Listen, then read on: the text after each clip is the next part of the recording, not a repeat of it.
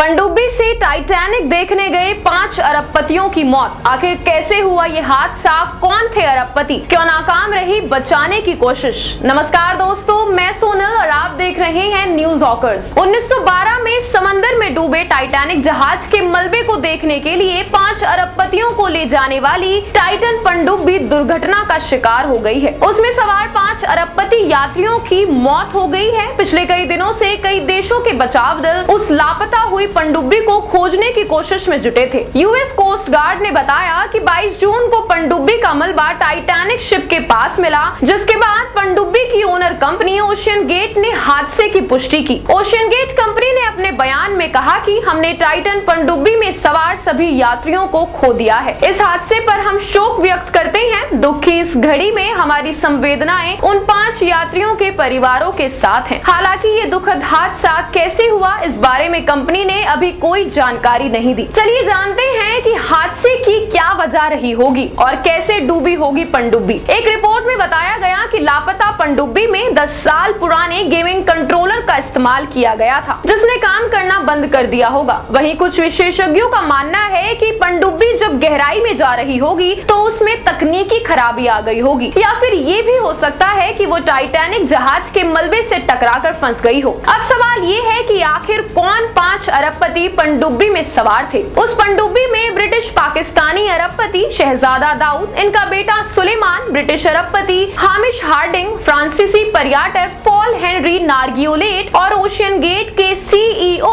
टॉक्टन रच सवार थे। अमेरिकी अधिकारियों ने 22 जून को एक ट्वीट कर हादसे के बारे में बताया। उन्होंने कहा कि ओशियन गेट की टाइटन पनडुब्बी को खोजने का अभियान समाप्त हो चुका है। उसमें 5 अरबपति यात्री सवार थे। दुर्भाग्य से वो अब जिंदा नहीं है। वहां से जुटाए गए साक्ष्यों के आधार पर जानकारी का मूल्यांकन किया जा रहा है। पनडुब्बी के ओनर ने हादसे पर दुख जताते हुए उसमें सवार लोगों को सच्चा खोजकर्ता बताया और कहा कि उन यात्रियों में अद्भुत साहस और महासागरों की खोज के लिए खासा जुनून था।